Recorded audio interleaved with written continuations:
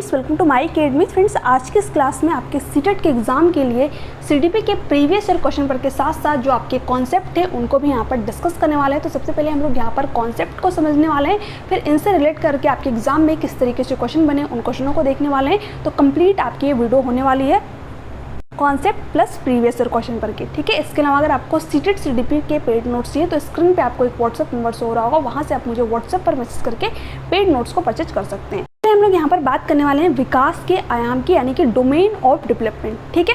अब देखिए, जो हमारा डेवलपमेंट होता है, जो हमारा विकास होता है, ये क्या होता है, मल्टी डायमेंशनल होता है, ठीक है। कई दिशाओं में हमारा विकास होता है और क्या होता है, मल्टी डायरेक्शनल होता है। ये क्वेश्चन आपके एग्जाम में कई बार बना हुआ है कि जो विकास होता है क्या ये एक आयामी होता है, नहीं, विकास क्या होता है, बहुआयामी होता है, ठीक है। मल्टी डायमेंशनल होता है और मल्टी डायरेक्शन होता है। मल्टी डायमेंशनल का मतलब क्या, कई आयामों में, कई पक्षों में हमारा विकास होता है और कई दिशाओं में हमारा विकास होता है, ठीक है। बात आपकी एक ही है। यहाँ पर आगे देखते हैं कि विकास के पक्ष कौन कौन से होते हैं। पहला पक्ष क्या होता है, शारीरिक विकास, यानी कि फिजिकल डेवलपमेंट, है ना। के बाद में आ जाता है आपका संज्ञानात्मक विकास, यानी कि कॉग्निटिव डेवलपमेंट, हमारे मस्तिष्क का विकास कितना हुआ, ठीक है। अभी एक एक करके जो है पूरा डिटेल में हम लोग सभी पॉइंटों को देखने वाले हैं यहाँ पर। इसके साथ साथ यहाँ पर क्या है, सामाजिक विकास, यानी कि सोशियो डेवलपमेंट, है ना।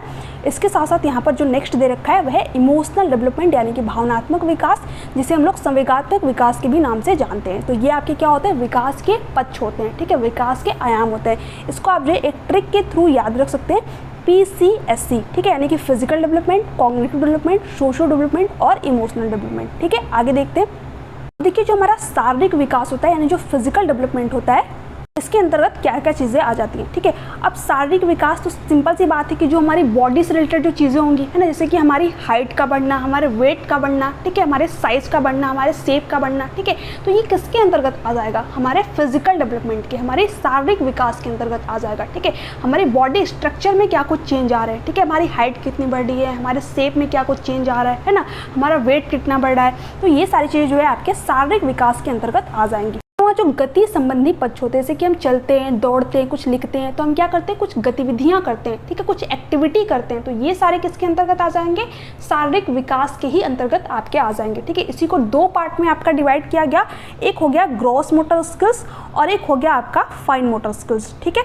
अब ग्रॉस मोटर स्किल्स क्या होता है, जिसमें हम अपनी बड़ी मसल्स का यूज करते हैं, ठीक है, जैसे कि जो हमारी आर्म्स की मसल्स होती है, जो भुजाओं की मसल्स होती है, तो ये क्या है, हमारी बड़ी मसल्स है ना। जैसे कि मान लीजिए आप गेंद को फेंक रहे हैं तो उसमें क्या होगी, आपकी बड़ी मसल्स यूज होगी, है ना। तो वो किसका एग्जांपल हो जाएगा, ग्रॉस मोटर स्किल्स का एग्जांपल हो जाएगा। आप फुटबॉल खेल रहे हैं तो उसमें क्या होगा, आपकी पूरी की पूरी जो पैर की मसल्स है उसका आप यूज करेंगे, तो वो भी किसके अंतर्गत आ जाएगा, आपके ग्रॉस मोटर स्किल्स के अंतर्गत आ जाएगा, ठीक है। तो यहाँ पर दे भी रखा है कि ग्रॉस मोटर स्किल्स यानी कि स्थूल गति कौशल क्या होता है, जिसमें कि अपनी बड़ी मसल्स का यूज करते हैं, ठीक है, आर्म्स की मसल्स का यूज करते हैं, लेग्स की मसल्स का यूज करते हैं, ठीक है, भुजाओं की मसल्स का यूज करते हैं, पैरों की मसल्स का यूज करते हैं। आप यहाँ पर इमेज में भी देख पा रहे हैं कि जो बच्चे वो यहाँ पर फुटबॉल खेल रहे हैं तो क्या कर रहे हैं, अपनी पैरों की मसल्स का यूज कर रहे हैं, ठीक है, यानी कि बड़ी मसल्स का यूज कर रहे हैं। तो ये किसका एग्जाम्पल हो जाएगा, ग्रॉस मोटर स्किल्स का एग्जाम्पल हो जाएगा, ठीक है।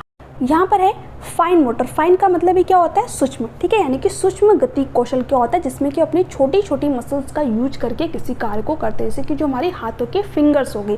इसके साथ साथ जो हमारी आंखों की मांसपेशियां होती हैं उन पर भी जोर पड़ता है। मान लीजिए कि आप जो है सुई में धागा पिरो रहे, तो वहाँ पर क्या होता है, जो आपकी हाथों की फिंगर्स हैं उनका तो यूज़ हो ही रहा है ना।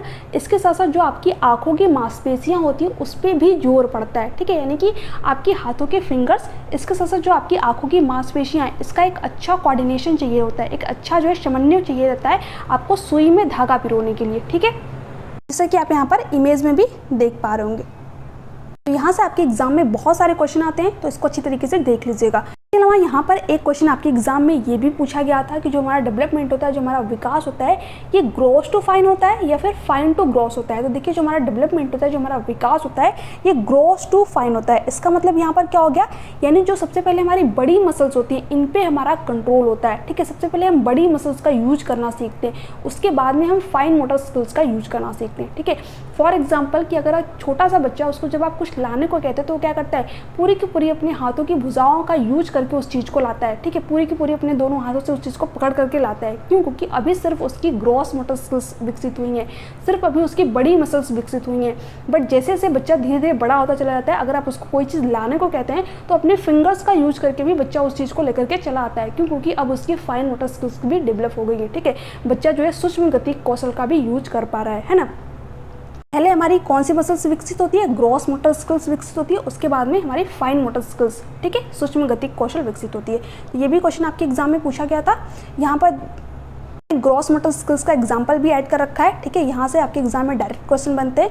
तो आप यहाँ पर जो है ग्रॉस मोटर स्किल्स का एग्जाम्पल देख सकते हैं, जैसे कि घुटनों के बल चलना, ठीक है, तो इसमें क्या होगा, आपकी बड़ी मसल्स यूज होगी। इसके अलावा खड़े होकर के चलना, दौड़ना और कूदना, ये सारे क्वेश्चन जो है आपके एग्जाम में डायरेक्ट बने हुए हैं, है ना। तो आप यहाँ पर इमेज में भी देख सकते हैं कि यहाँ पर जो बच्चे वो दौड़ रहे हैं तो कौन सी मसल्स यूज हो रही है, ग्रॉस मोटर स्किल्स, बड़ी मसल्स यूज हो रही है, ठीक है। इसके अलावा वॉकिंग, रनिंग, जंपिंग, ठीक है, उसमें भी क्या होता है, आपकी बड़ी मसल्स यूज होती है। यहाँ पर फाइन मोटर स्किल्स के एग्जांपल देख लेते हैं। तो जब बच्चा जो है अपने फिंगर्स या फिर उंगली का यूज़ करके कुछ चीज़ें उठा रहा होता है, तो वहाँ पर किसका यूज कर रहा होता है, अपने फाइन मोटर स्किल्स का यूज कर रहा होता है, ठीक है, यानी कि सूक्ष्म गति कौशल का यूज कर रहा होता है, जैसे कि आप यहाँ पर इमेज में भी देख पा रहे होंगे। इसके अलावा देखिए जो बच्ची है जो कि यहाँ पर कुछ कर रही है, तो ये किसका यूज कर रही है, अपने फिंगर्स का यूज कर रही है। तो सिंपल सी बात है, किसका एग्जाम्पल हो जाएगा, फाइन मोटर स्किल्स का एग्जाम्पल हो जाएगा, ठीक है, यानी कि उंगली और अंगूठे के जरिए कुछ उठाना, ये किसका एग्जाम्पल है, फाइन मोटर स्किल्स का। इसके अलावा आपके एग्जाम में ये क्वेश्चन डायरेक्ट पूछा गया था कि एक व्यक्ति है जो कि रेत में पैरों की उंगलियां जो है घुमा रहा है, तो वो किसका एग्जाम्पल है, फाइन मोटर स्किल्स का एग्जाम्पल है, ठीक है, रेत में पैरों की उंगलियां घुमाना किसका एग्जाम्पल है, फाइन मोटर स्किल्स का एग्जाम्पल है। इसके अलावा ड्राइंग करना, तो ड्राइंग करते हैं तो आप क्या करते हैं, अपने फिंगर्स का यूज करते हैं। पेंटिंग करना, राइटिंग करना, जब आप कुछ लिखते हैं तो क्या करते हैं, अपने फिंगर्स का यूज करते हैं, है ना। तो किसका एग्जाम्पल हो जाएगा, फाइन मोटर स्किल्स का एग्जाम्पल हो जाएगा। इसके अलावा आंखों में काजल लगाना, कुछ उठाना, ठीक है, सुई में धागा पिरोना, ये सारे किसके एग्जाम्पल हो जाएंगे, फाइन मोटर स्किल्स के एग्जाम्पल हो जाएंगे। ये था आपका फिजिकल डेवलपमेंट, और इसी के अंतर्गत जो है आपको ये gross motor skills, fine motor skills, ठीक है, जहाँ से आपके एग्जाम में बहुत सारे क्वेश्चन आते हैं, यहाँ पर देखने को मिलते हैं। पर है संज्ञानात्मक विकास यानी कि कॉग्निटिव डेवलपमेंट, ठीक है, जो हमारे मस्तिष्क से संबंधित जो चीज़ें होती हैं वो आपके कॉग्निटिव डेवलपमेंट के अंतर्गत आ जाती हैं, जैसे कि लॉजिक करना, तर्क करना, एनालिसिस करना, ठीक है, सोल्यूशन ढूंढना किसी चीज़ का, सिंबल्स को समझना, ये सारी चीज़ किसके अंतर्गत आ जाएंगे, संज्ञानात्मक विकास के अंतर्गत आ जाएंगे, ठीक है। चलिए यहाँ पर हम इसको समझ लेते हैं। संज्ञानात्मक पक्ष में विकास से अर्थ है मानसिक क्षमताओं के विकसित होने से है। संज्ञान का अर्थ दिमाग, बौद्धिक क्षमताओं का विकास, जो भी चीज़ें, जो भी क्रियाएं, जो भी एक्टिविटी अपने मस्तिष्क का यूज करके कर रहे होते हैं, है ना, वो सारी की सारी चीज़ें जो है आपके संज्ञानात्मक विकास के अंतर्गत आ जाएंगे। जैसे कि सोचना, तो ये इसमें क्या होता है, हमारे माइंड लगता है, हमारा दिमाग लगता है, ठीक है। तर्क करना, कल्पना, मेमोरी, ये सारी चीज़ें किसके अंतर्गत आ जाएंगी, संज्ञानात्मक विकास के अंतर्गत आ जाएंगे, ठीक है। और ये क्वेश्चन आपके एग्जाम में बना हुआ है कि जो लैंग्वेज डेवलपमेंट होता है, जो भाषा का हमारा विकास होता है, ये किसके अंतर्गत आ जाता है, तो ये भी आपके संज्ञानात्मक विकास के ही अंतर्गत आ जाता है, ठीक है। जो हमारा ब्रेन होता है इसके दो पार्ट होते हैं, एक होता है आपका लेफ्ट ब्रेन और एक होता है आपका राइट ब्रेन, ठीक है। आप यहाँ पर इमेज में भी देख पा रहे होंगे, ये आपका हो गया लेफ्ट ब्रेन और ये हो गया आपका राइट ब्रेन, जिसको कि मैंने जो है कलरफुल यहाँ पर दिखा रखा है। क्यों? क्योंकि जो राइट ब्रेन होता है इसका संबंध किससे होता है, आपका क्रिएटिविटी से होता है। जैसे कि क्रिएटिविटी के अंतर्गत आपका क्या आ जाएगा, ड्राइंग करना, ठीक है, म्यूजिक, डांस, ये सब किसके अंतर्गत आ जाएगा, क्रिएटिविटी के अंतर्गत आ जाएगा, रचनात्मकता के अंतर्गत आ जाएगा। और जो हमारा लेफ्ट ब्रेन होता है इसमें क्या होता है, साइंस, ठीक है, मैथ, लैंग्वेज भी आपकी किसी के अंतर्गत आ जाती है, लेफ्ट ब्रेन के अंदर ही आ जाती है, ठीक है। तो इसमें जो तर्क संबंधी चीज़ें होती हैं, जो मैथ से रिलेटेड चीज़ें होती हैं, जो साइंस से रिलेटेड चीज़ें होती हैं, जो लैंग्वेज हमारी होती है, वो हमारी लेफ्ट ब्रेन के अंतर्गत आ जाती है। क्रिएटिविटी जो है हमारी राइट ब्रेन के अंतर्गत आ जाती है। संज्ञानात्मक विकास में आपको इतनी ही चीज़ें पढ़नी है, यानी जिसमें भी हमारे संज्ञान का यूज हो रहा है, हमारे मस्तिष्क का यूज हो रहा है, वो आपके संज्ञानात्मक विकास के अंतर्गत आ जाएंगे, ठीक है। आगे देखते हैं हम लोग यहाँ पर सामाजिक विकास के बारे में, यानी कि सोशल डेवलपमेंट क्या होता है, तो समाज में हम किस तरीके से रह रहे हैं, किस तरीके से लोगों से व्यवहार कर रहे हैं, ये सारी चीज़ें जो है हमारे सामाजिक विकास के अंतर्गत आ जाएंगी, ठीक है। यहाँ पर क्या दे रखा है इसको देख लेते हैं। समाज के अंतर्गत निहित नियमों का अनुपालन करना, यानी जो समाज के नियम बनाए गए, ठीक है, उसका हम अनुपालन कर पा रहे हैं या फिर नहीं कर पा रहे हैं, ये सारी चीज़ें जो है सामाजिक विकास के अंतर्गत आ जाएंगी। और जो हमारा नैतिक विकास होता है, यानी जो हमारा मोरल डेवलपमेंट होता है, वो भी क्या होता है, हमारे सामाजिक विकास से ही संबंधित होता है। ये भी क्वेश्चन आपके एग्जाम में डायरेक्ट बना हुआ है कि जो हमारा मोरल डेवलपमेंट होता है, जो हमारा नैतिक विकास होता है, वो कौन से विकास के आयाम के अंतर्गत आ जाता है, तो ये आपके सामाजिक विकास के अंतर्गत आ जाता है, ठीक है। क्योंकि जो नैतिकता है ये कहाँ प्रदर्शित करते हैं, आप समाज में ही तो प्रदर्शित करते हैं, है ना। तो जो मोरल डेवलपमेंट होता है, जो हमारा नैतिक विकास होता है, ये भी हमारे सामाजिक विकास से ही संबंधित होता है। समाज में अपने एक मूल्य स्थापित करना, वैल्यू स्थापित करना, ठीक है, समाज में आपका रवैया कैसा है, रहने का तौर तरीका कैसा है, ये सारी चीज़ें जो है आपकी सामाजिक विकास के अंतर्गत आ जाएंगी, ठीक है। नॉर्म्स, वैल्यू, ठीक है, आपका बिहेवियर, सारी की सारी चीज़ें जो है आपके सामाजिक विकास के ही अंतर्गत आ जाएंगी। इसके अलावा आपके एग्जाम में ये क्वेश्चन ये भी बना हुआ है, जो सोशलाइजेशन की प्रक्रिया है, ठीक है, ये कैसी प्रक्रिया है, तो ये एक लाइफ लॉन्ग प्रोसेस है, ठीक है, जीवन पर्यंत चलने वाली प्रक्रिया है। और इसकी शुरुआत कब होती है, यानी कि स्टार्ट कब से होता है, इन्फेंसी टू डेथ, यानी कि शैशवावस्था से शुरू होता है, यानी कि हमारे जन्म के समय से शुरू होता है और जब तक हमारी मृत्यु नहीं होती तब तक जो है निरंतर चलता रहता है समाजीकरण हमारा, ठीक है। तो जन्म से ही बच्चे का जो है सोशलाइजेशन शुरू हो जाता है। ये भी आपके एग्जाम में पूछा गया क्वेश्चन है कि जो समाजीकरण होता है बच्चे का कब से शुरू होता है, तो जब बच्चे का जन्म होता है वहीं से जो बच्चे का सोशलाइजेशन शुरू हो जाता है, उसका समाजीकरण जो है शुरू हो जाता है और जब तक उसकी मृत्यु नहीं होती तब तक जो है निरंतर चलता रहता है। तो सोशलाइजेशन कैसी प्रक्रिया है, लाइफ लॉन्ग प्रोसेस है ना। बात करते हैं इमोशनल डेवलपमेंट, यानी कि भावनात्मक विकास की, यानी कि संवेगात्मक विकास की, ठीक है। तो हमारे जो इमोशंस होते हैं इन पे हमारा कितना कंट्रोल होता है, ठीक है, कहाँ पर रोना है, कहाँ पर हंसना है, ठीक है, कहाँ पर गुस्सा होना है, जो इस तरीके की चीज़ें होती हैं, ये क्या होती है, आपकी इमोशनल डेवलपमेंट के अंतर्गत आ जाती हैं, यानी कि भावनात्मक विकास के अंतर्गत आ जाती हैं, ठीक है। आप यहाँ पर इमेज में भी देख पा रहे होंगे कि बच्ची क्या कर रही है, यहाँ पर अपने इमोशंस को शो कर रही है। अब यहाँ पर एक मनोवैज्ञानिक है रैथम्स, ठीक है, रैथम्स जो है वो क्या कहते हैं, रैथम्स के अनुसार संवेग भावना जो हमारे अंदर रंग भरती हैं, ठीक है, जो इमोशंस होते हैं ये क्या करते हैं, हमारे अंदर कलर्स भरते हैं, रंग भरते हैं। इसका मतलब क्या हो गया कि अगर आपके अंदर इमोशंस ही नहीं होंगे तो फिर आप क्या बन जाओगे, एक रोबोट बन जाओगे, ठीक है, यानी आपको कोई चीज़ फील ही नहीं होगी, रोना कब है, हंसना कब है, ठीक है, किस तरीके से व्यवहार करने हैं, दूसरों के दुख सुख को आप समझ ही नहीं पाओगे, तो आपकी लाइफ क्या हो जाएगी, एक रोबोट की तरह हो जाएगी। तो जो इमोशंस होते हैं, जो हमारी भावनाएं होती हैं, ये क्या करती हैं, हमारे अंदर कलर भरती हैं, रंग भरती हैं, हमारे जीवन को आनंदमयी बनाती है, ठीक है। तो यहाँ पर ये पॉइंट भी ध्यान में रखना है। इसके अलावा emotions and cognition are interrelated, यानी जो विकास के पक्ष होते हैं, ठीक है, इसमें जो आपका संवेगात्मक विकास होता है, जो संज्ञानात्मक विकास होता है, ये क्या होते हैं, आपस में इंटर रिलेटेड होते हैं, अंतर संबंधित होते हैं। वैसे तो आपके विकास के चारों ही पक्ष आपस में इंटर रिलेटेड होते हैं, ठीक है, अंतर संबंधित होते हैं। एक पक्ष जो है दूसरे पक्ष को क्या करता है, प्रभावित करता है ना। तो आपको ये भी पॉइंट यहाँ पर ध्यान में रखने हैं। तो ये थे आपके विकास के आयाम। अब इनसे रिलेट करके आपके एग्जाम में किस तरीके से प्रीवियस ईयर क्वेश्चन पेपर बने हैं, उन क्वेश्चनों को डिस्कस करते हैं। इसके आगे की वीडियो में हम लोग जो है विकास के सिद्धांत को यहाँ पर देखने वाले हैं, ठीक है। तो चलिए अभी हम लोग क्वेश्चन को देख लेते हैं कि जो विकास के आयाम है इनसे रिलेटेड के आपके एग्जाम में किस तरीके से प्रीवियस ईयर क्वेश्चन बने हैं। क्वेश्चन है, निम्नलिखित में से कौन सा स्थूल कौशल के उपयोग का एक उदाहरण है। तो इसका आंसर जो है आप लोग यहाँ पर इजीली दे पाओगे। स्थूल कौशल यानी कि यहाँ पर आपसे ग्रॉस मोटर स्किल्स के बारे में पूछ रखा है। तो ये क्या होता है, जिसमें कि अपनी बड़ी मसल्स का यूज करके किसी कार्य को करते हैं। तो फर्स्ट ऑप्शन है एक पैर पर संतुलन करना, बिल्कुल सही ऑप्शन है आपका। फर्स्ट ऑप्शन जो है यहाँ पर राइट आंसर हो जाएगा, क्योंकि जब आप एक पैर पर संतुलन कर रहे होते हैं तो अपनी बड़ी मसल्स का यूज कर रहे होते हैं, है ना। तो फर्स्ट ऑप्शन आपका यहाँ पर राइट आंसर हो जाएगा। एक मटर को उंगलियों से दबाना, तो जब आप मटर को उंगलियों से दबा रहे हैं तो इसमें क्या हो रहा है, हमारे फिंगर्स का यूज हो रहा है, ठीक है। तो ये किसका एग्जांपल है, आपके फाइन मोटर स्किल्स का एग्जांपल है, ठीक है। तो ये तो ऑप्शन होगा नहीं। किताब के पन्ने पलटना, तो जब आप किताब के पन्ने पलटते हैं तो क्या करते हैं, अपने फिंगर्स का यूज करते हैं। तो ये भी किसका एग्जांपल हो जाएगा, फाइन मोटर स्किल्स का एग्जांपल हो जाएगा। इसके अलावा पेंसिल पकड़ना, तो जब आप पेंसिल को पकड़ते हैं तो क्या करते हैं, अपने फिंगर्स का यूज करते हैं। तो ये भी एग्जाम्पल किसका है, फाइन मोटर स्किल्स का, यानी कि सूक्ष्म गति कौशल का एग्जाम्पल है। तो 3 एग्जाम्पल आपके यहाँ पर सूक्ष्म गति कौशल के दे रखे थे और एक एग्जाम्पल आपका स्थूल कौशल का था। तो फर्स्ट ऑप्शन आपका यहाँ पर राइट आंसर हो जाएगा, क्योंकि हमसे यही पूछ रखा था। आगे देखिए, यहाँ पर क्वेश्चन है, बच्चों का शारीरिक विकास महत्वपूर्ण है क्योंकि यह बच्चों के सामाजिक व संज्ञानात्मक विकास को भी प्रभावित करता है। बिल्कुल सही बात है। अभी मैंने आप लोग के साथ में यही चीज़ डिस्कस की थी, जो विकास के चारों पक्ष होते हैं ये क्या होते हैं, आपस में इंटर रिलेटेड होते हैं, अंतर संबंधित होते हैं। एक पक्ष जो है दूसरे पक्ष को प्रभावित करता है, ठीक है। यानी जब बच्चा शारीरिक रूप से स्वस्थ होगा, जो उसका संज्ञानात्मक विकास है वो भी बेहतर होगा, जो उसका सामाजिक विकास है वो भी बेहतर होगा। क्योंकि कहा ही जाता है कि एक स्वस्थ शरीर में ही स्वस्थ मस्तिष्क का विकास होता है, ठीक है। पर अजशन जो है बिल्कुल सही दे रखा है। रीज़न क्या है, बचपन में विकास के सभी आयाम एक दूसरे से जुड़े हुए हैं तथा एक दूसरे को बेहद प्रभावित करते हैं। बिल्कुल सही बात है। जो इसका रीज़न दे रखा है वो भी क्या है, बिल्कुल सही दे रखा है।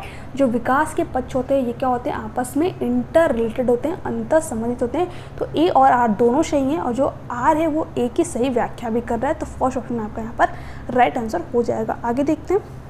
यहाँ पर क्वेश्चन क्या है, निम्नलिखित में से कौन सा तीसरी कक्षा के विद्यार्थी के स्तर के अनुकूल सूक्ष्म गति कौशल का उदाहरण है। तो यहाँ से आपको जो है फाइन मोटर स्किल्स का एग्जांपल बताना है। तो दोस्तों के साथ दौड़ना, तो दौड़ रहे हैं आप, तो कौन सी मसल्स यूज हो रही है, हमारी बड़ी मसल्स यूज हो रही है। तो किसका एग्जाम्पल है, ये ग्रॉस मोटर स्किल्स का एग्जाम्पल है, ठीक है। यानी कि स्थूल गत्यात्मक कौशल का है। तो ये तो ऑप्शन होगा नहीं।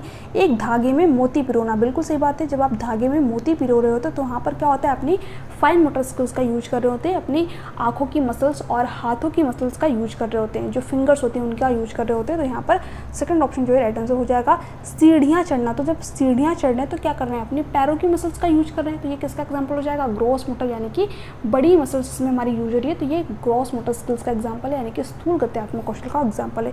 खरगोश की तरफ फुदकना, यानी जब आप कूद रहे हैं, फुदक रहे हैं, तो ये किसका एग्जाम्पल है, आपकी जो है ग्रॉस मोटर स्किल्स का एग्जाम्पल है, यानी इसमें हमारी बड़ी मसल्स यूज हो रही है। तो सेकंड ऑप्शन जो है आपका यहाँ पर राइट आंसर हो जाएगा। आगे देखते हैं। यहाँ पर क्वेश्चन है, विकास का कौन सा पहलू समाज के कौशल, मूल्य व रवैया के अधिग्रहण व अंतर्वैयक्तिक रिश्ते बनाने से संबंधित है। देखिए यहाँ पर समाज की बात हो रही है, ठीक है। मैंने आप लोगों को सामाजिक विकास में चीज़ डिस्कस की हुई थी कि समाज के कौशल, मूल्य, रवैया, ये सारी चीज़ें किसके अंतर्गत आ जाएंगे, सामाजिक विकास के अंतर्गत आ जाएंगी।